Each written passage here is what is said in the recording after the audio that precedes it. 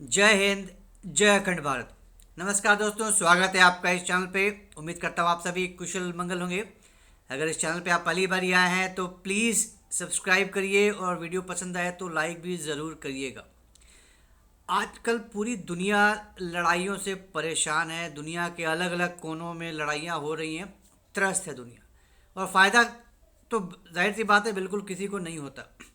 और हम सब जानते हैं लड़ाई के भी बहुत से तरीके होते हैं। आप ज़मीनी लड़ाई लड़ते हैं, पानी पे लड़ाई लड़ते हैं, हवा में लड़ते हैं।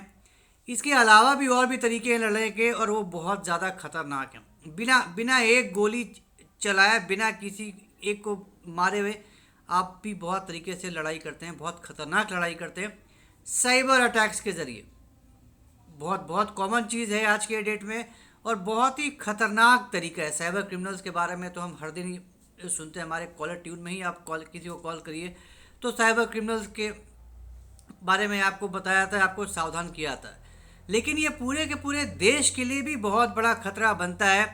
आपका दुश्मन देश आपके सारे ट्रेड सीक्रेट्स चुराता है, आपके सारे डिफेंस सीक्रेट्स चुराने की कोशिश करता है, आपकी टेक्नोलॉजी को चुराने की कोशिश करता है। स्पाई जहाज चीन के बारे में हम सब जानते हैं, हर जगह घुसता रहता है जहाज लेकर, अपने स्पाई जहाज़ों को लेकर सारी निगरानी करता है, आपकी डिटेल्स चुराता है चोरी करके, फिर उसी टेक्नोलॉजी को अपने यहाँ यूज़ करके फिर उसी तरह के वेपन्स बनाता है।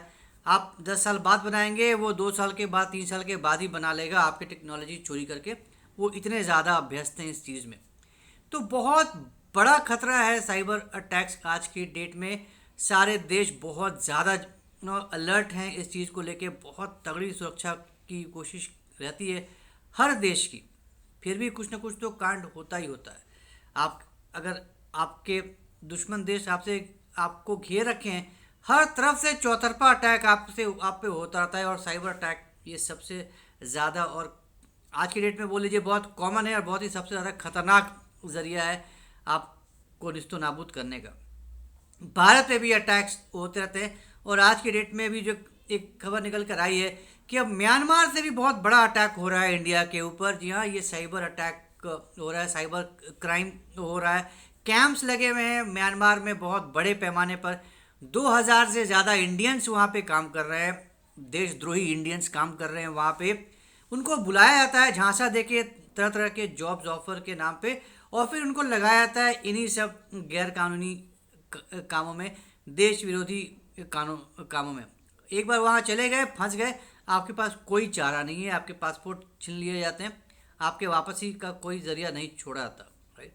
तो म्यांमार थाईलैंड के पास एक जगह है म्यावाड़ी, बिल्कुल बिल्कुल I mean armed militia group से कंट्रोल्ड है। तो जाहिर से आप अंदाज़ा लगा सकते हैं कितनी सेफ जगह है, कितना सही जगह है। तो पूरा का पूरा क्रिमिनल जगह है।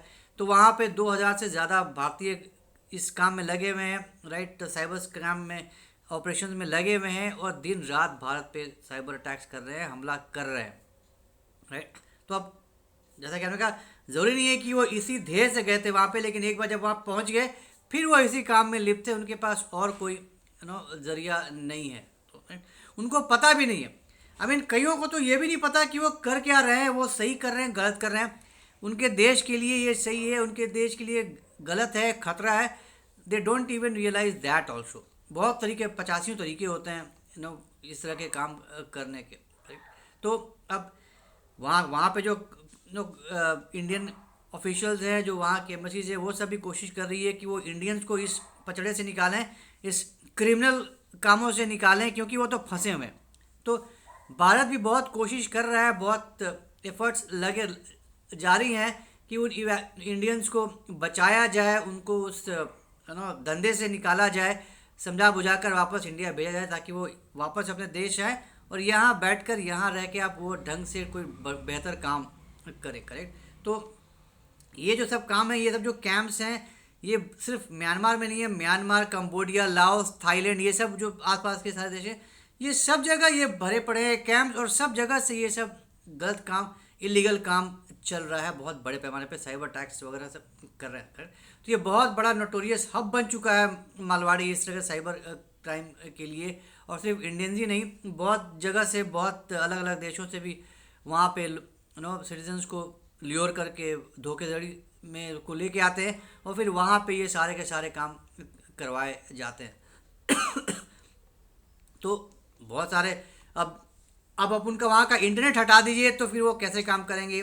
वहाँ पे उनके जो ज़रिए हैं काम करने के, वो सब अगर आप कम कर दें या हटा दें तो भी ये रुक सकता है, लेकिन ये इतना आसान भी नहीं है। तरह तरह के तरीके वो भी अपनाते हैं इन सब को सरकमवेंट करने के लिए, बचने के लिए। तो वो भी कोई छोटी मोटी गिरोह नहीं होती, ये सारी की सारी बहुत बड़ा बड़ा गिरोह होता है, बहुत फैला हुआ गिरोह होता है, बहुत ज़्यादा सदे हुए ये लोग होते हैं, स्पेशलाइज्ड होते हैं। तो उनको इस तरह से पूरा ख़त्म करना भी इतना आसान नहीं है, राइट।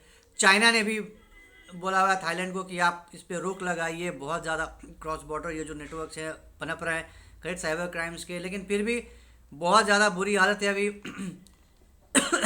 150 से ज़्यादा लोगों को पहचाना गया है जो इसके विक्टिम हैं, क्योंकि ये सारे के सारे सिर्फ नेशनल इंटरेस्ट के लिए नहीं है, लोगों को भी बेवकूफ़ बनाता है। अगर आपने ध्यान दिया होगा आपके फ़ोन पे भी तरह तरह के ये स्कैमर्स के फ़ोन आते हैं, +95 तो इंडिया का है, +7587 ये वो ब्ला ब्ला, अलग अलग कंट्री से कॉल्स आती हैं। ये सारे के सारे स्कैम्स होती हैं।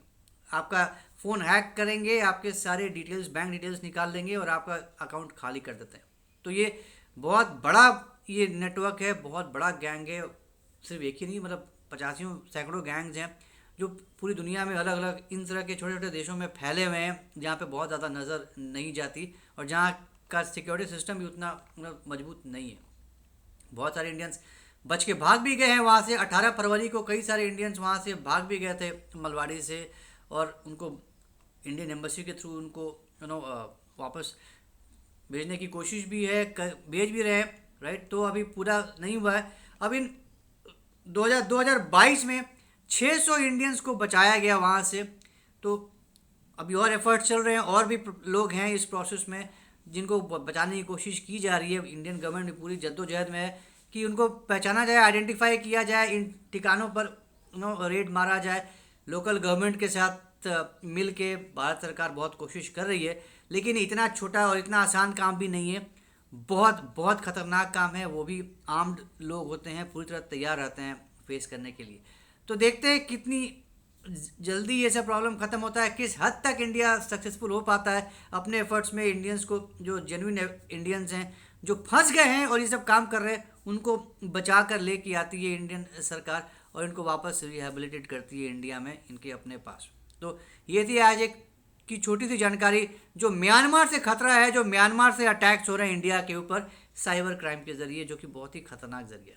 तो उम्मीद करता हूँ आपको आज का ये वीडियो पसंद आया होगा। तो अगर ये कंटेंट पसंद आया तो हमारे इस वीडियो को लाइक करिए, शेयर करिए और हमारे चैनल को सब्सक्राइब करना बिल्कुल मत भूलिएगा।